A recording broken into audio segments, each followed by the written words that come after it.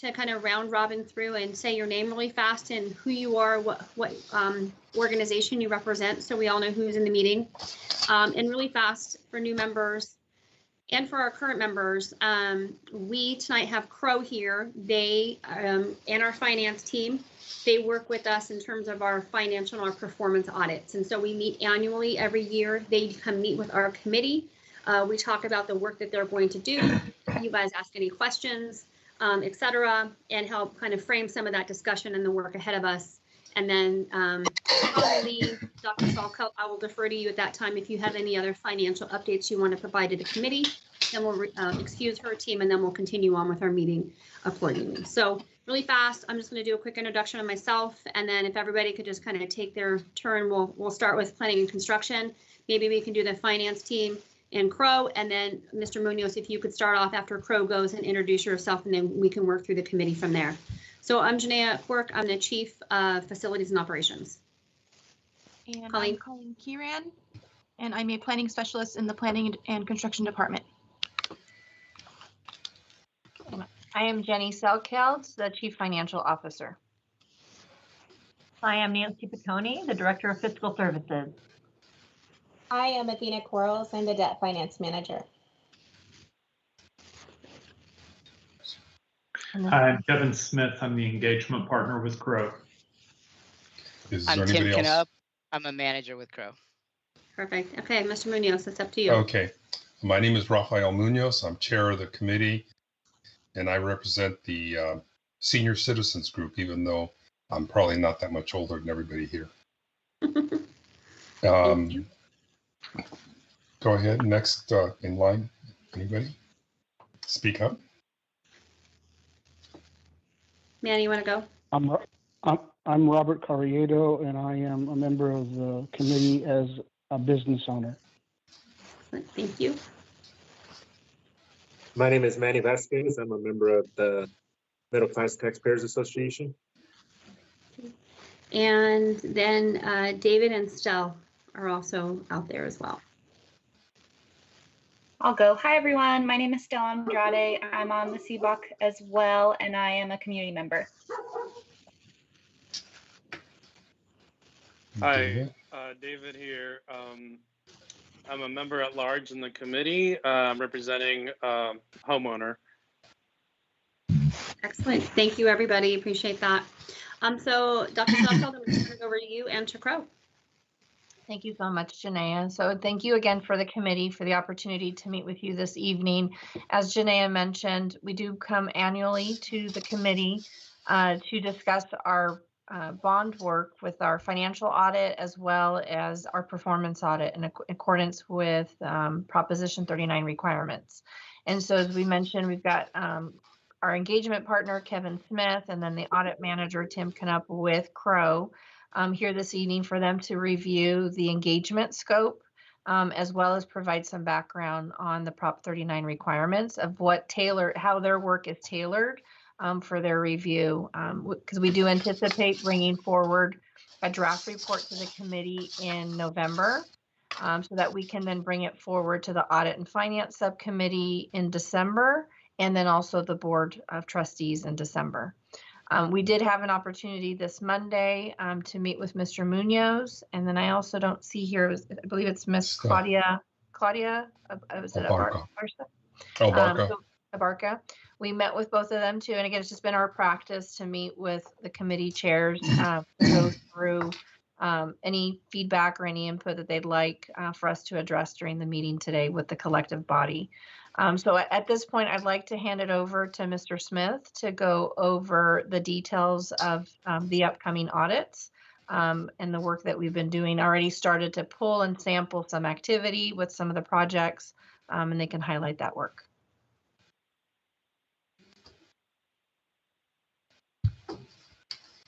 I think, Kevin, are you on mute? I think I came off. You'd think after 18 months of this that would no longer be an issue. Thank you for the opportunity to join you guys tonight. Unfortunately, remote still, but we look forward to having this discussion with you tonight.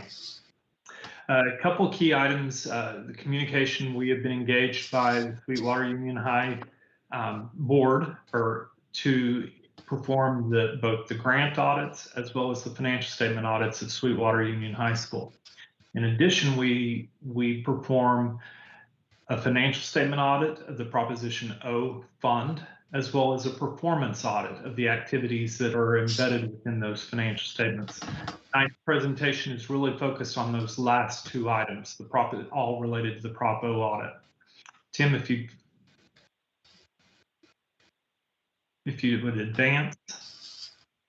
So very quickly, we will go over our client service team, the planning, communications, and considerations, the requirements and standards from which we will conduct our audit. And really that will outline both the report components for the financial audits, as well as the required report components for the performance audit. There are required performance procedures specified within the state constitution, as well as the K through 12 audit guide, as well as some expanded procedures that the Sweetwater Union High has engaged us to perform.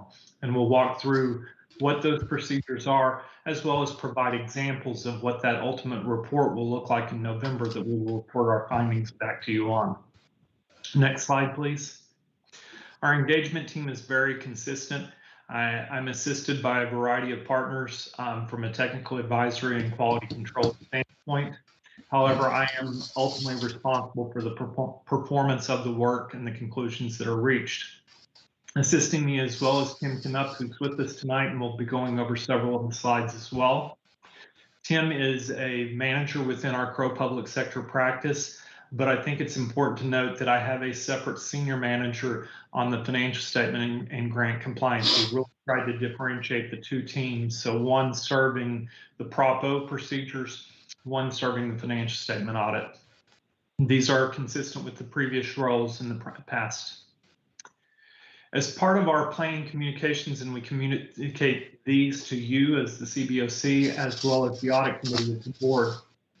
But there is a concept of materiality in planning and executing our audit, both primarily not on the performance audit, but on the financial statement audit. Materiality is both a quantitative and a qualitative assessment of what type of misstatement, whether caused by error or fraud, would result in a user of those financial statements making a different decision. We don't plan and design our procedures to catch a $5 error. That would be deemed to be immaterial. So we qualitatively assess what we believe to be material and execute the audit to that level. Again, we don't design. We're not responsible for identifying fraud.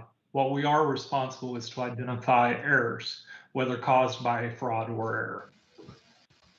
If we identify any evidence of fraud, we report that through the normal chain of command. However, if it dealt with a C-level executive, we would go directly to the audit committee of the board. And then tonight we will gather any views of particular interest, whether that be in the agreed upon procedures or other items that we should factor into our overall risk assessment. In an audit, it will be in multiple pages, but we're actually really, as it relates to the financial statements, we're responsible for the opinion. And in this Prop O audit, there's really 4 different groups that have roles and responsibilities in conducting the audit. We have the CBOC, or the members here tonight, and we've highlighted, according to Article 13 of the California Constitution, what's your roles. And that's why we're meeting with you tonight, is because of these roles that you perform. We also work directly for those charged with governance. So we work with management, but we work for those charged with governance, and we deem that to be the audit committee of the full board. We work on a daily basis with management, but again, we work for the board. Management is responsible for preparing the financial statements in accordance with GAAP, as well as establishing a system and a framework of internal control designed to ensure that they're properly stated. They're also responsible for designing the internal controls over compliance that is a focal point of the Prop O performance audit. Our responsibility is to perform our audit in accordance with generally accepted auditing standards, as well as government auditing standards. Those standards will afford us multiple opportunities to reach an opinion. Hopefully, and what everyone wishes to receive, the district will receive an unmodified opinion, or one where we conclude that compliance was attained, as well from a financial statement that the financial statements are prepared in accordance with GAAP and supported by the underlying books and records of the district. Next slide. There are numerous sources that dictate why and how we do the work that they do as it relates to the Prop 39 performance bond audit, starting with the baseline is the California Constitution, and then how it has been interpreted and brought forward into the Education Code or Ed Code, and then is again somewhat interpreted and for specific procedures that are then stated within the K through 12 state audit guide. Coupling all three of those bullets, we then perform those in accordance with our own professional standards, which would be the generally accepted auditing standards as well as the government auditing standards. So I'm going to go through some required report components. First, we're going to talk about the required report components for the financial statement audit related to Prop O. These have not changed since last year, so if any of the committee members have reviewed the prior year reports, the content should be very similar. You have the financial section, you have the independent auditor's report, also known as our opinion, the balance sheet, the statement of revenues, expenditures, and changes in fund balance, more commonly known as the income statement, any notes to the financial statements, our second opinion, which is the independent auditor's report on internal control over financial reporting, a schedule of findings and recommendations, and then the schedule of prior audit findings. And I just want to emphasize that all these report components apply to the scope, which is July 1st, 2020 to June 30th, 2021. So really everything we're going to talk about in this presentation and for the audit is within that time frame. So the fiscal year 2021. Again, some required components for performance audits. We have to describe our objective scope and methodology, the audit results, including any potential findings, our conclusions and recommendations.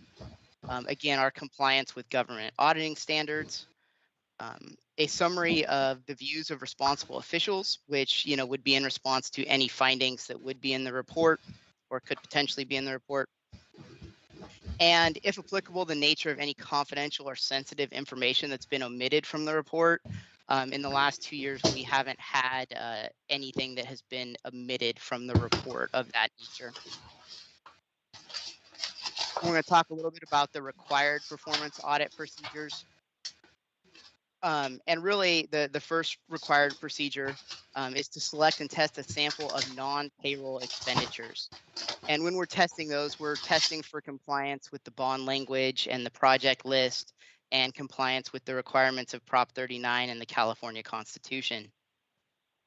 We also select and test payroll expenditures for compliance with Opinion 04110 from the California State Attorney General.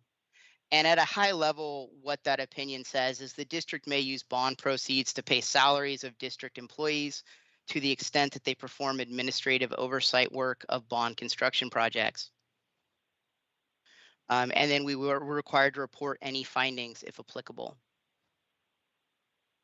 So here is the expected sample objective related to the required performance audit procedures.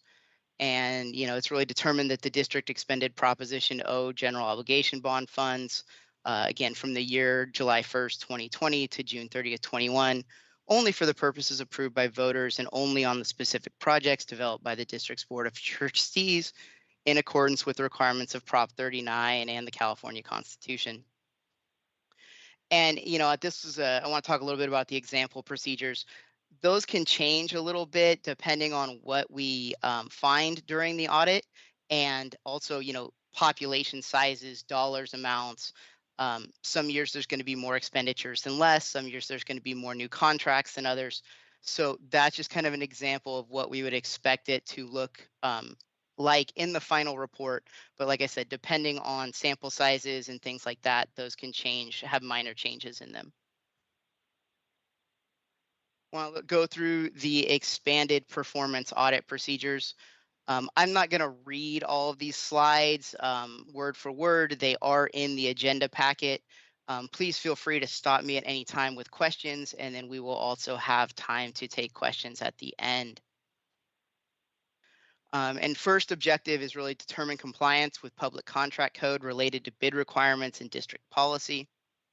You can see our example procedure there and some of the attributes that we test, including completion of the 2-week advertising requirement, the existence of bidder security, selection of the lowest qualified bidder, board approval, and compliance with the DVBE participation goal. And we also test compliance with district policy for change orders, both with the applicable governing board policy and public contract code. We also determine if total individual contract awards agree to total project expenditures.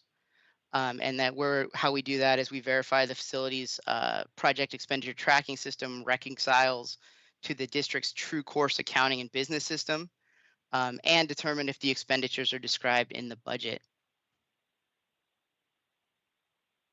We have an objective to determine if Proposition O projects are real and exist. And we also verify transfers made to and from the bond funds were appropriate and not utilized to supplement the district's short-term cash flows. We verify that the rates charged by professional service organizations through their billings were consistent with their contracted rates. And, we determine management has a plan to monitor the planning and execution of projects in place and verify that the project statuses communicated to the CBOC and taxpayers are accurate, again, during the fiscal year 2021. We determined that the communicated project status was accurate to the CBOC and the taxpayers during the fiscal year. We determined the district complied with the governing board approved budget and position control during the fiscal year. We determined that the bond oversight committee meets regularly during. I would welcome any questions, comments from any members of the board or anyone else.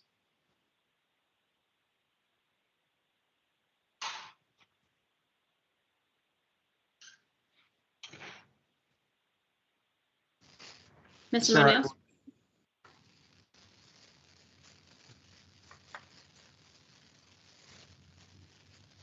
Mr. Munoz, it looks like you're asking a question, but I believe you're on mute.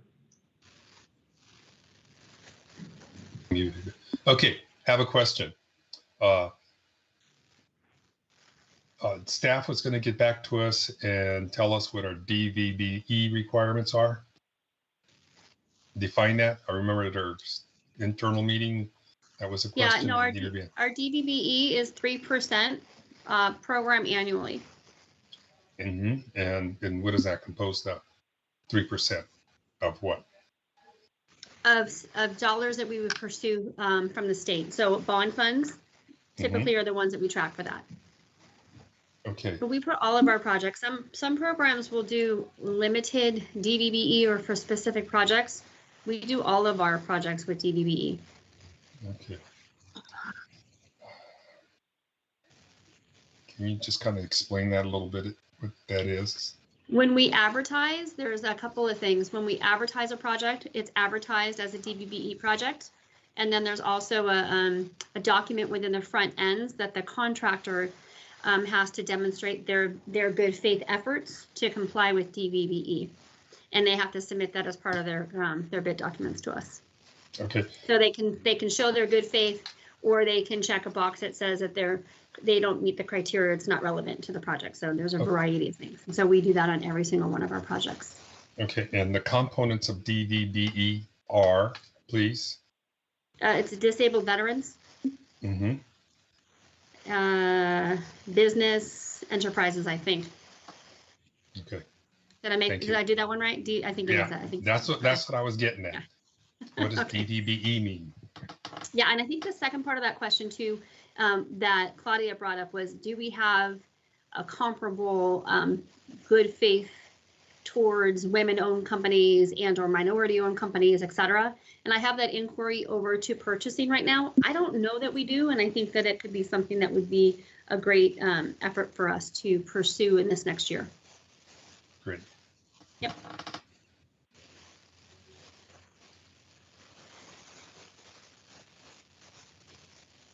Does anybody have any other questions for the Crow team? They will come back and visit us again with their findings. They report back to you. Kevin, when is that time period? October? We are November? in November. Okay, November. So we will take a look at that in alignment with our, we're meeting quarterly now, so we'll have to look at that from a timing standpoint and figure out how that makes sense. And or if we need to pull a special meeting together, we can. Specific to the report out. Okay. Great. And Awesome. if there are no other further comments, I'd like to thank Kevin and Tim for their presentation and keeping us informed of ongoing progress. Thank you. Thank you. Thank you, gentlemen. Dr. Sawkill, do you have any other financial updates that you would like to share with the committee? If yes, Yeah. great. And if no, you guys are good to go too. Yes, I think we have on the agenda following the Crow presentation, there should be a presentation, and I'm not sure if Colleen has that available to share. So what I provided was, I know I've received a lot of inquiries in terms of where the district's position is, and what I attached as a reference is our board presentation from June 28th on the budget.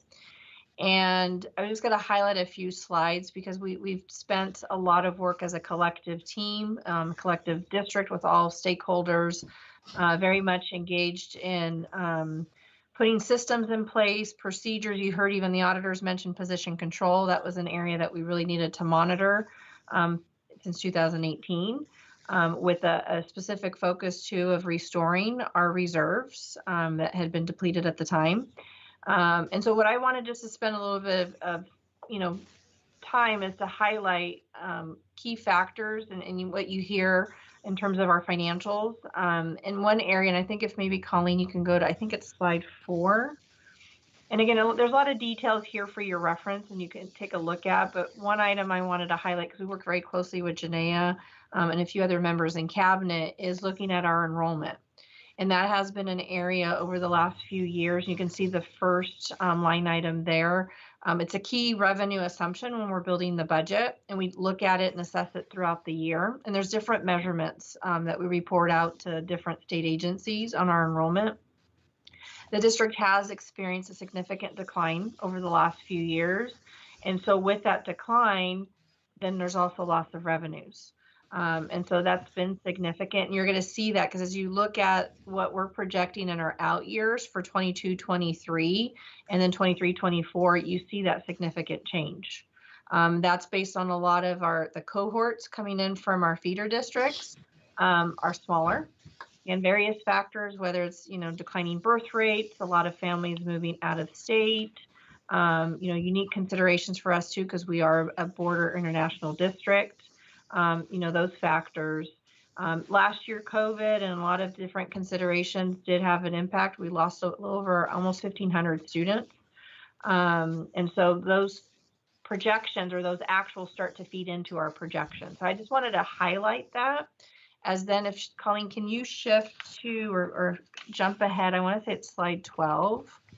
Because then we take all these different assumptions with revenue or expenditures, and we rely a lot on what, and when this was presented, I think it's one more slide. That's probably the next one. Yeah, that one. We rely on the governor's budget update. So we start the process in January when he releases the proposal, and then he provides another update in May, which is known as the May revision. We use those assumptions to build, our budget as a whole. And so what you see here, when we look at that multi-year projection, we look at what our current 21-22 year will look like, and then we have a requirement for the education code to also project out 2 more years. So it's a 3-year view. So as what you can see in column B, and I'm not sure, Colleen, can you make it just a little bit bigger? You can see that we're ending the year at $51 million. And so then there's the carve out with the reserve. So there was a period of time where we did not have that first line item where it says reserve for economic uncertainties. That's 2% of our expenditures, both general fund, unrestricted and restricted. And so we've had this last go around, we've had an opportunity to restore that. For a couple of years, since 2018, the district was in what's called a negative status. There are 2 reporting cycles throughout the year that we have to determine whether you're positive, which means you can meet all 3 years, your obligations. Qualified means you can meet 1 year, but 2 years, there might be some concerns. And then there's negative, where you have an issue across the board with all 3 years. So that's what transpired in 2018. So I am happy to report in this past year, we were able to shift that negative certification to qualified. And we'll continue our goal to get back to positive certification. But one of the key factors was restoring our reserves and that 2% economic uncertainty. What you can see here too is we've created some additional contingencies. We've set another 3%, which is that 15 million. And then also this other line item called the declining enrollment. Because one key factor when you look at 22-23, how our revenues drop considerably. That line number 2, we go from $418 million to $399 million. That's attributed to that decline in enrollment.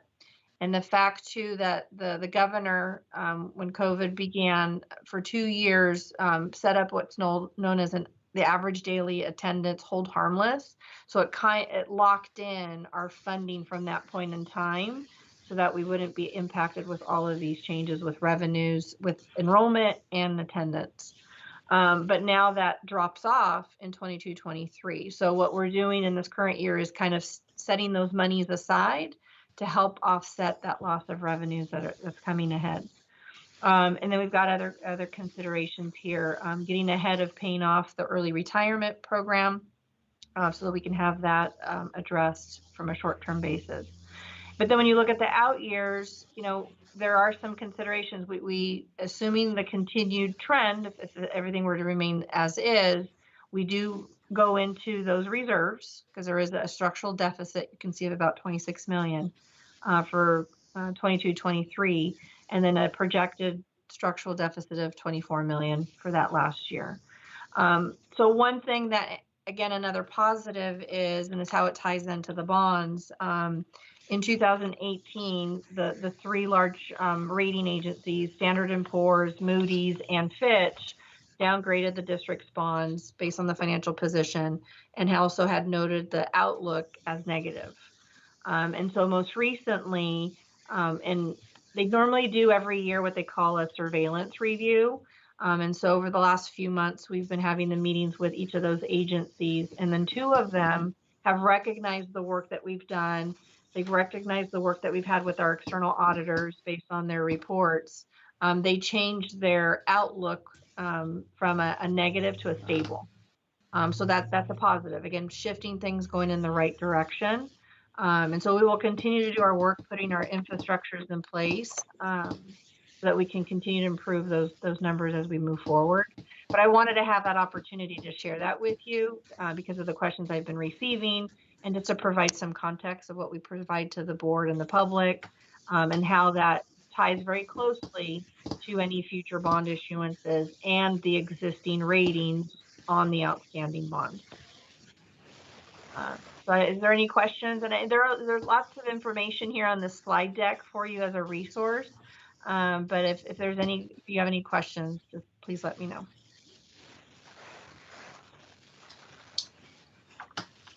I have just one quick question. Yes. Are you concerned with the total reserves at the end of the fiscal year for 23-24? Yes, because we need to make sure we have our 2% economic uncertainty. That's a requirement.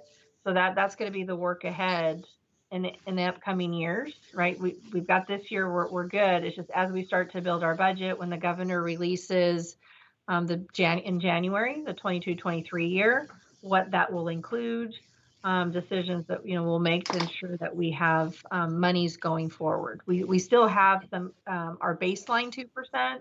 And we have a contingency, but then it's looking at the subsequent year, 23-24. So again, it's an ongoing process. We continue to monitor that. That's why our budget, we take it in June as the adopted budget. And that's why those reporting cycles throughout the year, the first interim, the second interim, is a constant review of our budget plan, current year and the 2 out years. Thank you. Thank you. Mm-hmm. Any other questions for Dr. Salkeld? Okay. Thank you for the presentation. Thank you very much for joining us. Okay. Good night. Good night. Good night. Ms. Kieran, can you pull up the agenda? My computer is just showing me a blank screen whenever I attempt it. Sure.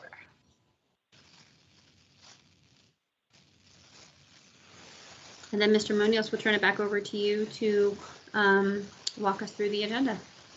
Okay.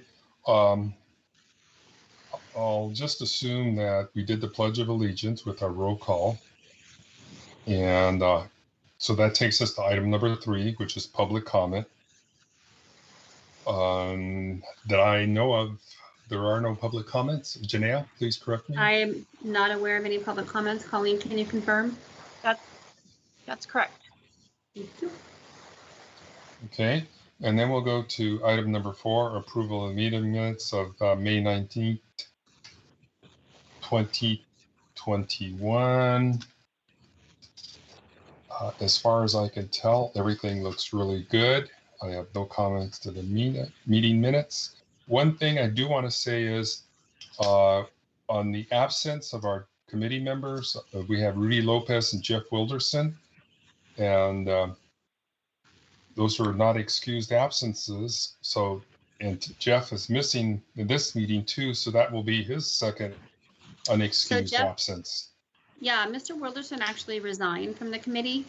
Oh. And so we've already backfilled his position. That happened, I don't know, it's time warp, but it happened during the time period that we had the positions open for the at-large. So we already backfilled him, and that I'm pretty sure Colleen may have to straighten me out, but I believe that Kimberly Tenorio's position, who's not with us tonight, was the replacement for Mr. Wilderson. So Okay. we'll get that straightened out, Mr. Munoz, so we know exactly. It has to be, because that was the only other at-large that was open. Yes, because Rudy stayed in his at-large, so it would be that position. Yes. Okay. So he is no longer. That has to be corrected in the minutes to show that he resigned. Yes. And that's the first I know of it myself. So. Okay.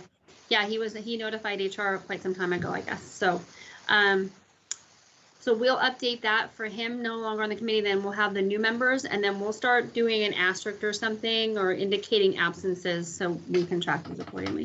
Okay. So with those corrections or annotations, I recommend that the meeting minutes be filed. Actually, one thing though, for the minutes from May meeting, it would still have Mr. Wilderson as absent, because he did not resign his post until after that. So his resignation would get noted in tonight's meeting minutes. Okay. Okay, that's fine. Thank you. So we'll move on to item number 5, introduction of the new CBOC members. There's only one new member available to us right now, and that would be Mr. Vasquez. Can you? Yeah, so, go ahead.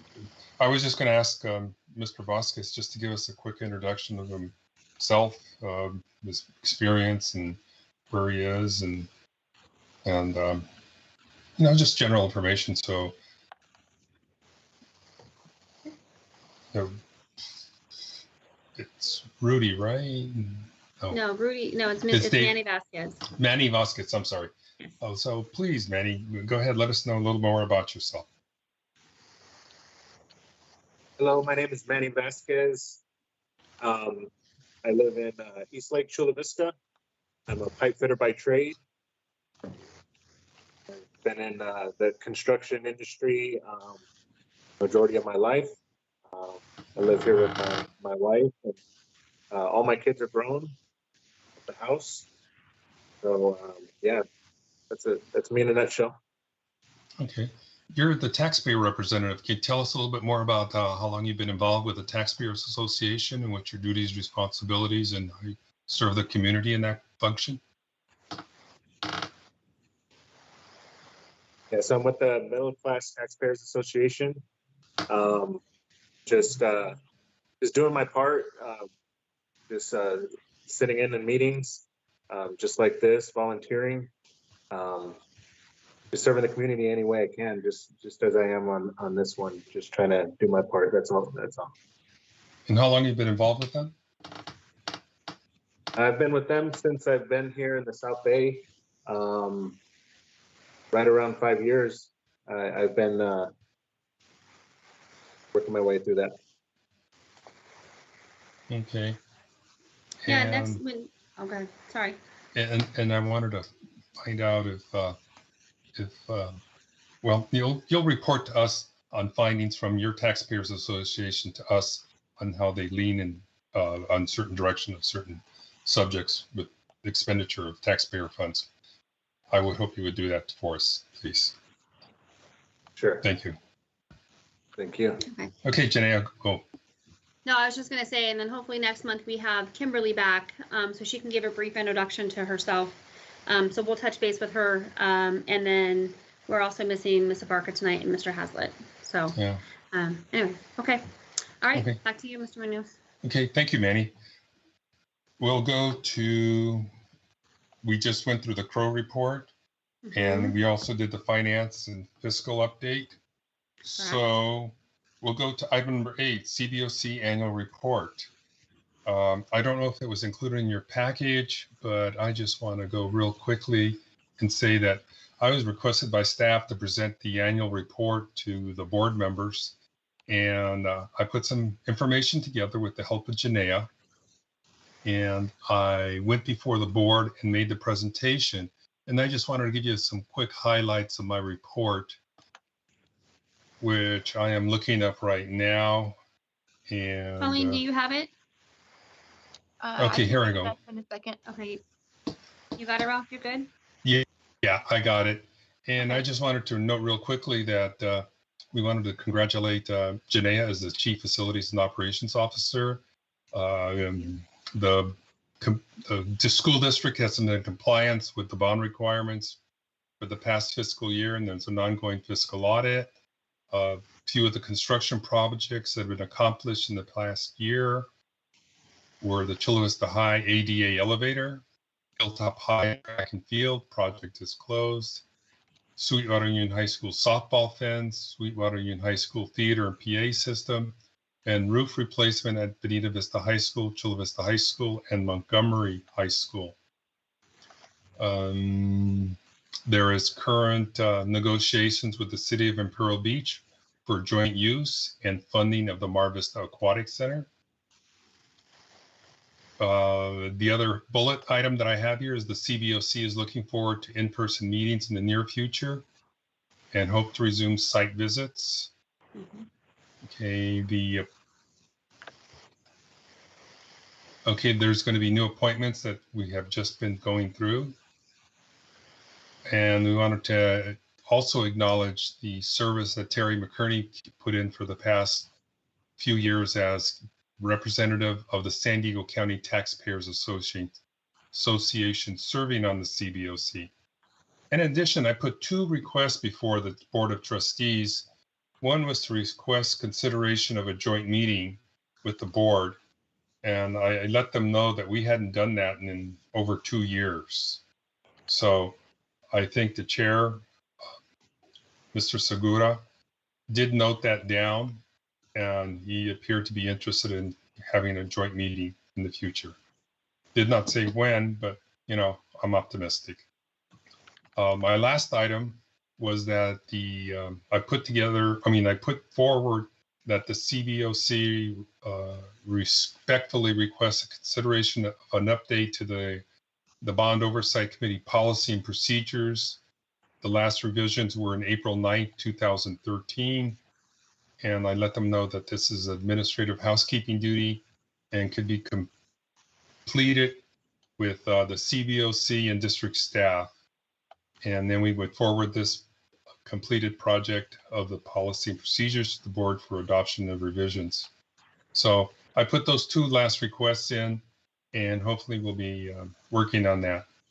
So if there are any questions or comments on the annual report, you can let me know now or later, and we can. Can I give some follow-ups on those, Mr. Munoz? Sure. So the joint meeting is a yes, it's going to be a go. It's just a matter of the timing of when we do it. My recommendation to the superintendent is that we would look at that right after the first of the year. Okay, great. Because that kind of moves us forward with some of the trajectory that Dr. Sawkill was just sharing with you, and where we're hopefully going to be headed in the near future. So from a timing standpoint, I'm thinking maybe February-ish, but it definitely will happen this calendar year. That's a commitment that's been confirmed already. And then touching base back on the policies and procedures, the committee had identified a small subcommittee to work on that, and they were going to be bringing forward recommendations. And that has not yet occurred. And so ready to receive those recommendations once the committee is ready. So I'm not sure if you all want to discuss that tonight, kind of get some new energy moving with that. But I'll defer back to you on how you want to proceed with that one. Well, I know that Claudia was working on it, and I think she took it up as a lead to do that. And well, maybe you can touch base with her. Yeah, maybe you can touch base with her, and then she can, and there's no problem with you doing that directly to her, and then she can then take the subcommittee and get that set in motion. And we have, if we could, it'd be great if we have the recommendations well in advance of our next meeting, so where staff has been able to make any recommendations or adjustments to whatever. We all kind of have a completed document by that night, and then we could take it to the next board for action. Great. So if we could I'd like us to make that, I'm sorry, really fast. Let's make that a goal that is 100% completed by the end of the year at the latest. Okay. No, I was pleased that the Mr. Segura was responsive positively toward that. Good. So, okay, I'll get together with Claudia. We'll talk some more about it and get it going. Thank you. Okay. So if there are any more comments or questions on the annual report, let me know. Or if not, we'll move on to item number 9. Which is? The election of chair and co-chair. Okay, here we go. So what I'm going to do is open up the nominations for chair, or should I go for? Yeah, let's give some background really fast for those that are new or just as a refresh. Mr. Munoz is our previous chair and potentially your future chair. He's still running point on that this evening. And then Claudia Barca has been the vice chair. And our last meeting, we started down this path, but I think we waited because we had so many folks that were either not there, leaving, and also at that point, Mr. Munoz had to go through the process to be reappointed again, which he's now there. So that's my quick update, and I'll defer back to you, Mr. Munoz. Okay, great. You're really good. Now that we have our solid footing on all the committee members who are going to be with us for this following year, we should elect a chair and a vice chair. And I'd like to open up nominations or any items for consideration of the people for chair and vice chair. We could possibly vote for one at a time, or if there are no other objections to it, maybe we can just vote for a chair and vice chair all in one shot and go move forward. So open it up for discussion and nominations. Is there anybody that would like to speak forward on that item?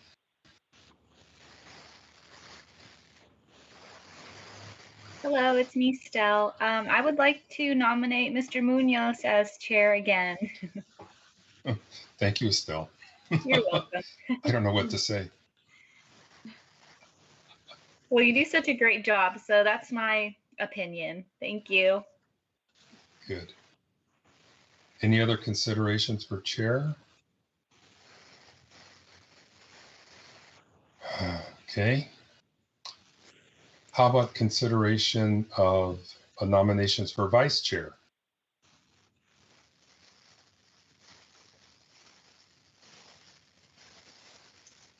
I do believe at the last meeting, when this came up, Ms. Abarca and somebody correct me if I represent this inaccurately, was not opposed to being re-recommended as vice chair. So would somebody like to make the nomination then for Claudia to be vice chair?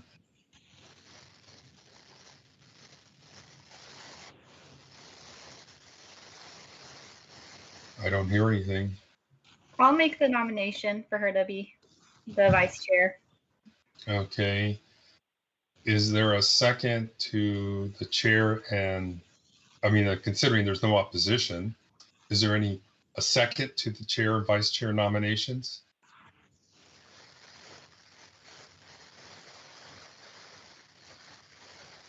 I don't hear any, so. I need a second.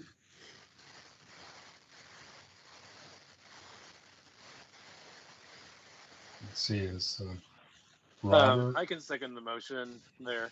That was David? Yes, that was David. Yes. Thank you, David. Thank you, David. Okay, so let's put it to a vote. All those in favor, say aye. Aye. Aye. Aye. Although anyone opposed? Now, is Robert there? He's there. He's there. Yes, Oh. yes, I'm here. Here he is. Okay, good. You know, Okay, so was that an aye from Mr. Carriedo and Mr. Vasquez as well? You can shake your head if I can see you, Manny. Okay, thank you. Yes. Okay. Congratulations, One- Mr. Munoz. well, yes, thank you. And I'll just sort of make a little acceptance speech. I want to thank everybody for this past year and the work that you put in. But what I want to do is I want to see more participation from the rest of our committee members in responding to the agenda items with input and ideas, and coming through and attending the meetings. Would really appreciate it if we do have our full attendance and the full attention at the meetings. I know we've been pretty good, but there's still some people who've lost interest or something. So, and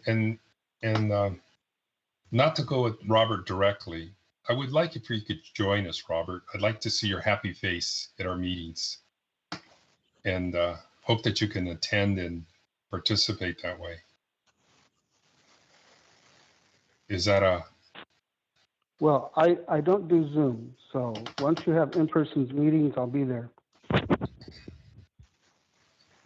All right, that's a legitimate excuse. All right, well, thank you, everybody. Thank you. So it'll be myself as chair and Claudia as vice chair for the next year. I will notify Claudia that she's going to be vice chair when I talk to her about the policy and procedures. Excellent, thank you. All right, and in our agenda, we have the meetings that are coming forward for the next year, and we're going to be meeting quarterly. So, Yeah, Colleen, can you put those up so I can see them on the agenda? Yeah.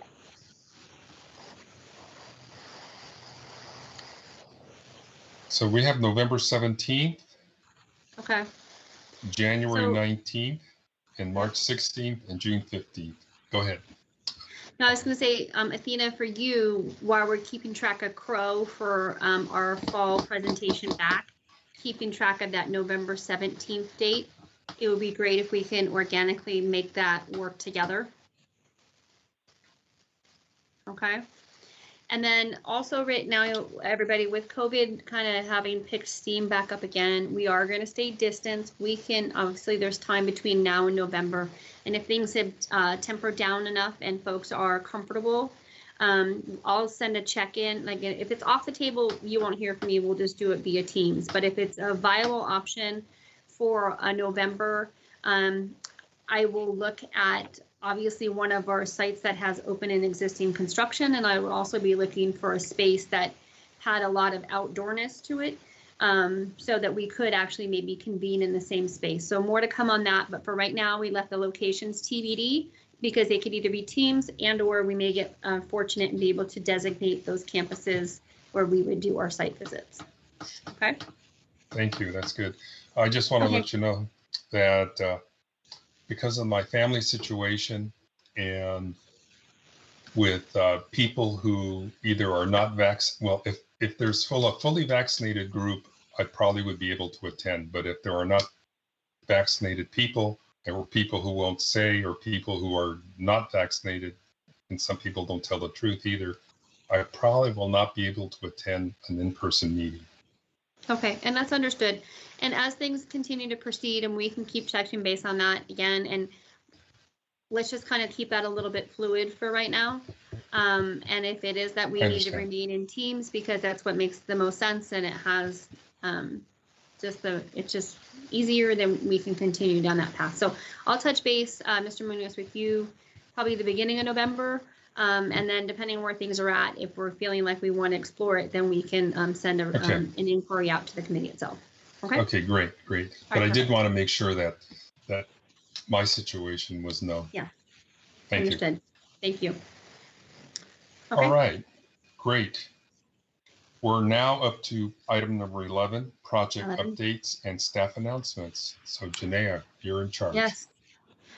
Okay, so for some quick staff announcements, I wanted to very excitedly say that the Director of Planning and Construction position officially was posted today. And so maybe there is end in sight for me actually doing 2 full-time jobs, which has been happening for well over a year now. So I'm looking forward to that day, and I'm hoping that we get a deep pool of qualified applicants that can step in and start moving right in stride with myself and Athena and the rest of the team. So I'm excited about that. I'm also equally excited. We have been operating for almost a year now with just one project manager, and Armando Medio has done an exceptional job facilitating projects this last year. And we are doing interviews for a second project manager on Friday. And so I'm looking forward to that. Also hoping that we net somebody that can support the team and we can start to distribute some of that workload that's on party of one right now. So looking forward to that. I did want to touch base on the fact that Crow was with us tonight. The audit process is really important. It's really very cumbersome and it's a little bit frustrating and annoying at times if you're really keeping it real in terms of the response and all the coordination that we have to do on our side. But as staff, our audit is important to us and we take it to heart. And so we work together throughout the year to make sure that we are putting in efficient systems, that we're following all of our process and procedures. And if there's a teeny tiny little ding in those reports, it's important to us. And so we appreciate the fact that Crow is out here tonight. We appreciate the fact that the CFO and the Director of Finance are taking their time to come and talk with us, and they're going to come back to us again. And it is a deeply collaborative effort between planning and construction and finance. And so I didn't want that to go unnoticed. And I do want you all to really understand the importance of that process to us, because it helps us know and ensure that we're maintaining the integrity of our program, and that's incredibly important. We want things to be transparent. We want to make sure we have the best practices in place, and if there's areas we need to improve, where we could improve, we are always open to assessment and constructive criticism and development in that area. So I just wanted to say thank you to the Crow team, even though they're gone, but I know Athena will relay that back, but also more importantly, communicate to the committee that we find this practice to be equally important to us.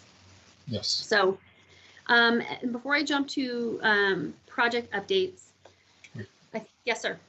I just wanted to say that I like the procedure that you had with Armando, where you took somebody internally from one of your staff that was in one of the trade shops, who's knowledgeable, who has a vested interest in the school district, who can put his personal, feeling of knowledge into the use of being a project manager, which is, in my opinion, makes it a much more valuable tool for you, because they have a vested interest in the school district. That's not to say that somebody from the outside can't come in and pick up the workload. It's just that, in my opinion, that person has a vested interest to make sure we get the best quality work that we have.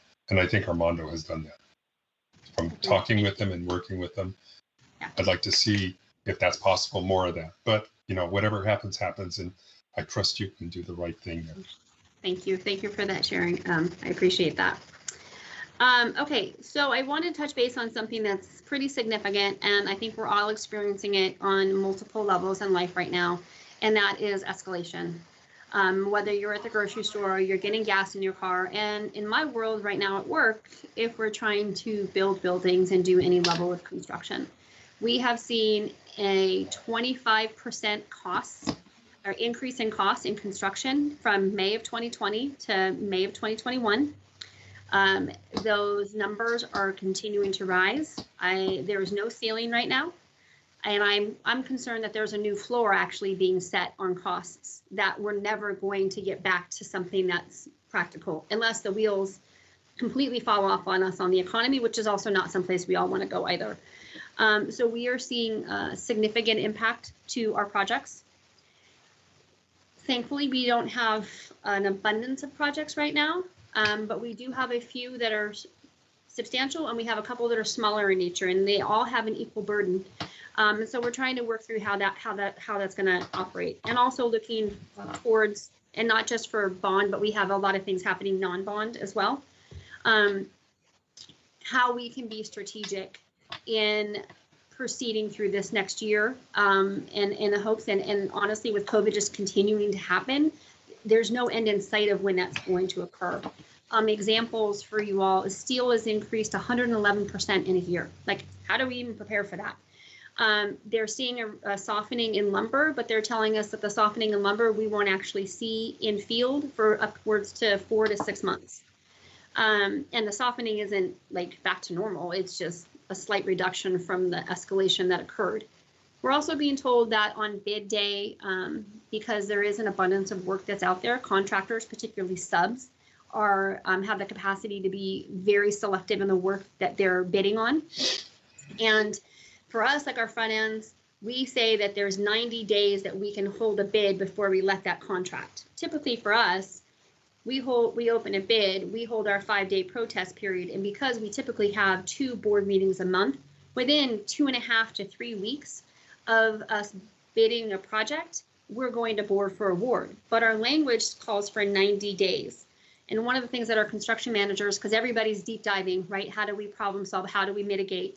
And one of the things that's coming up, and I'm exploring if we can change it, is if we can reduce our 90-day to 45 or even 30. 30 makes me a little nervous sometimes, so 45, because what's happening is on bid day, contractors are throwing anywhere from a 25 to 40% markup on bid day because they don't know what's going to happen with the economy right now and with costs, and or guaranteeing that they can get materials just in that time period, that 90-day potential window if we decided to delay a bid for some reason or another. So there's all these pieces coming at us. We're working with our construction management teams.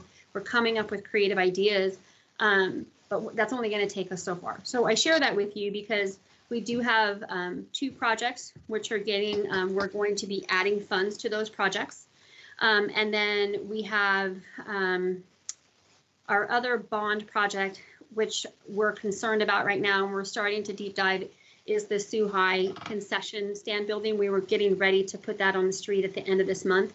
I think we're going to push that until the fall, like late fall, because we're hoping like a November, December bid award, when the industry tends to kind of slow down with construction, or contractors are trying to get that final deal in for the year. Sometimes there's a little bit of benefit, but that project's one of those ones that's so small really in nature, it really could turn the opposite on us. So we're still working through that. But I just wanted to share that. It's a universal issue right now. There's also massive labor shortages, which are also impacting costs. And we're definitely feeling that very much right now. And so, yes, sir. That 90-day award period, it could be less than that, can't it? It can. I mean, It can. So It can go down as, I mean, you can take it down to 15 if you want. So I have an inquiry in through our legal just to check on that. There's 2 places I think that we have it referenced in our bid docs. I'm just trying to also make sure there's not a risk on the other side. So I'm looking like, I have risk, which way is, the least.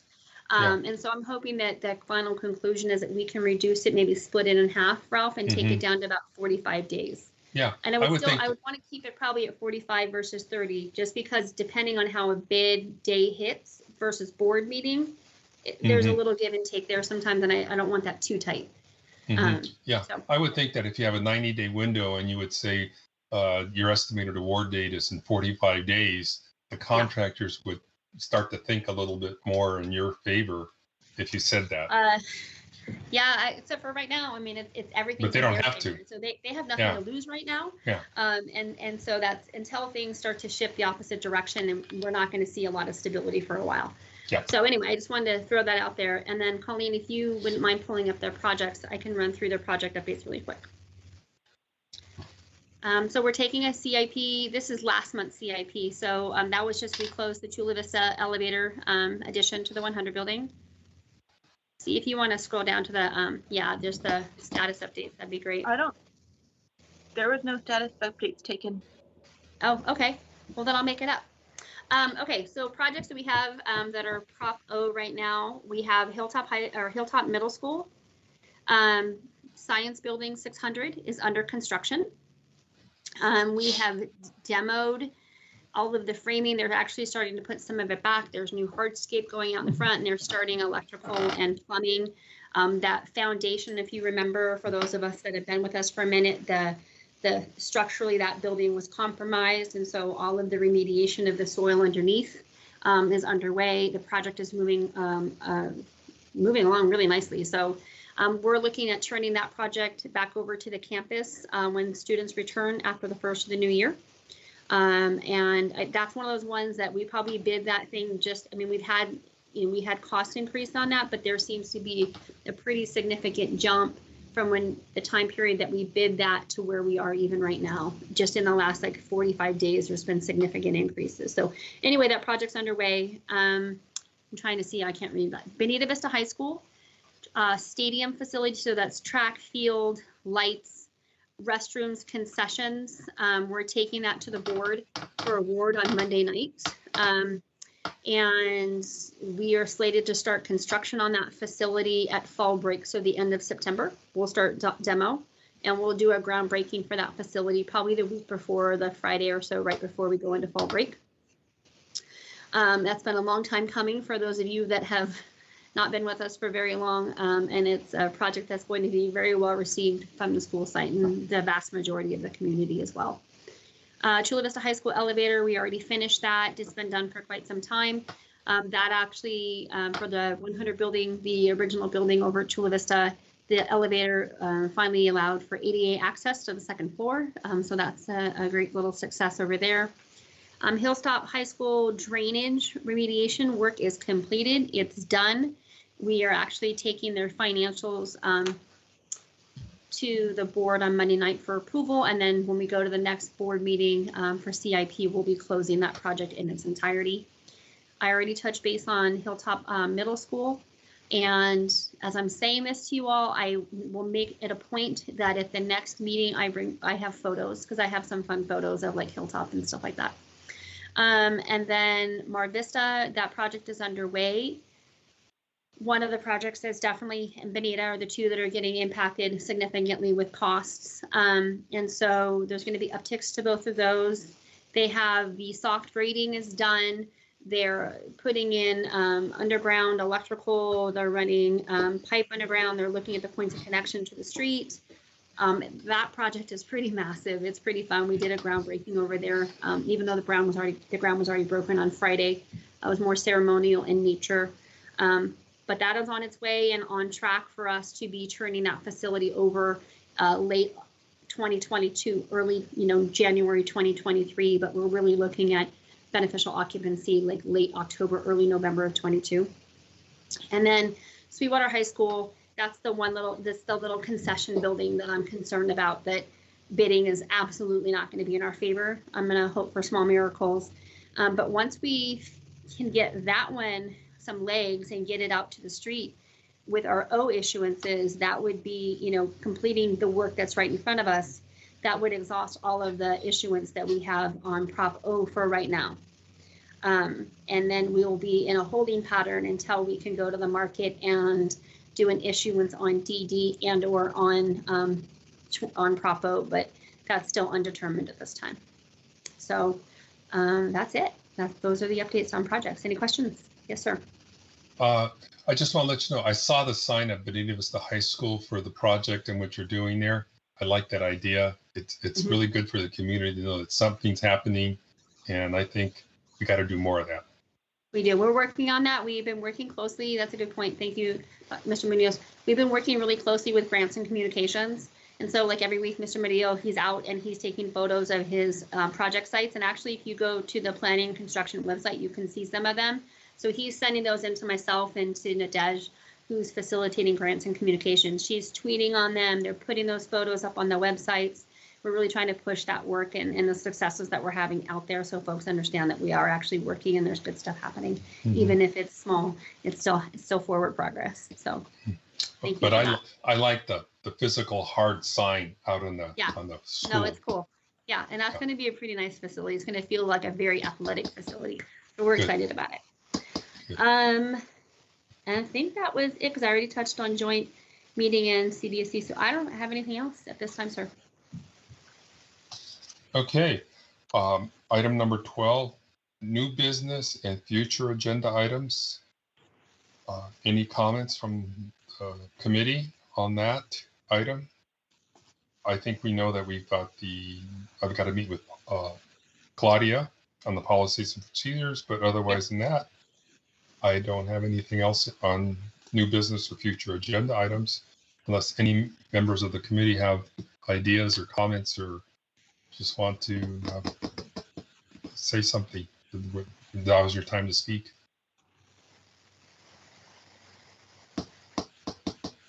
Awesome. Okay. Hearing nothing, we will adjourn the meeting. Excellent. We'll see you all in November. If anybody needs anything in between, please don't hesitate to reach out. Thank you, everyone. Thank you. Take care. Thank you. Night. Thank Bye. you, staff. Thank you.